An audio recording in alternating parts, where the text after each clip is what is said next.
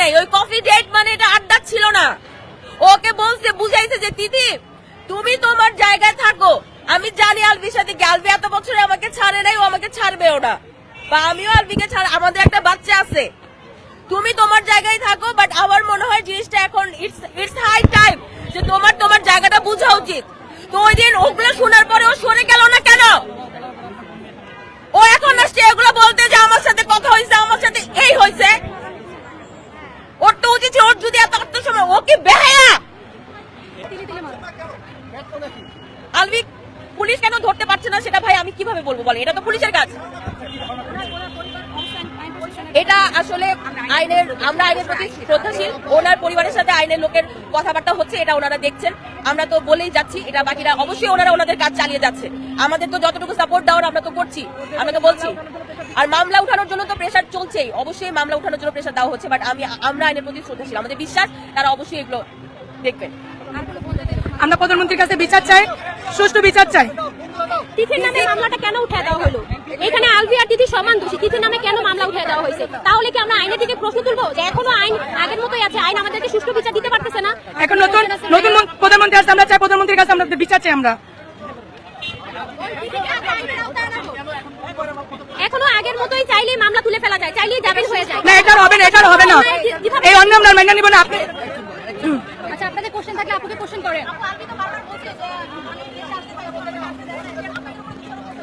ও দেশে আসতে চাইছে, ওকে আসতে দেওয়া হয় নাই।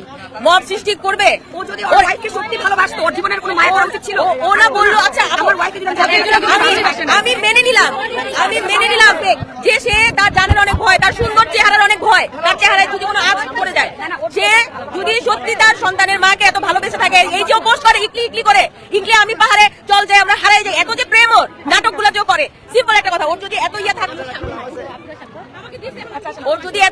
আমাকে একটু আপু পড়ে যাওয়া, ওর যদি এত ইয়ে থাকতো, আমি এটা আগেও বলছি, ও কি পারতো না? ওর তো আইনের প্রতি অনেক শ্রদ্ধা, ও বলতে পারতো না যে আমাকে আপনারা হেফাজতে নেন, আমি আপনাদের গাড়িতে করেই যাবো? আমাদেরকে ফোন করতে পারতো না যে একটা বার আমাকে আমার বউয়ের লাশটা দেখাও, আমি আসতেছি, আমাকে মাটি দিতে দাও?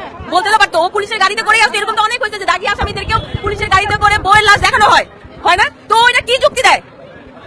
মব সৃষ্টি করবে, টেনে ছিঁড়ে ফেলবে, পুলিশের গাড়িতে করে আসতো। পুলিশের গাড়িতে ঢুকে আজ পর্যন্ত সাধারণ মানুষ মব সৃষ্টি করতে পারছে? পুলিশের গাড়িতে ঢুকে মানুষ পড়ে যাবো।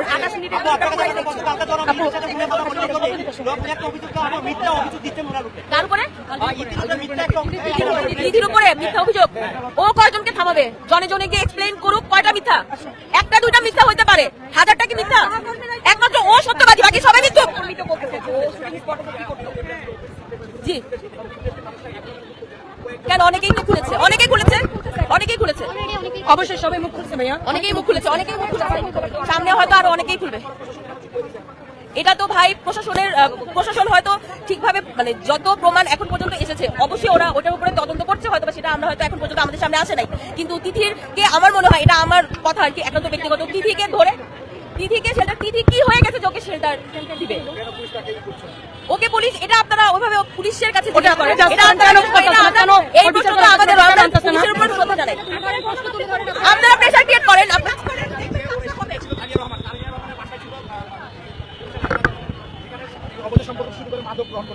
এবং তিথির বাসায় অফিসে একটু কিছু প্রমাণ থাকার পরেও কোনো আইনি ব্যবস্থা নেওয়া যাচ্ছে না।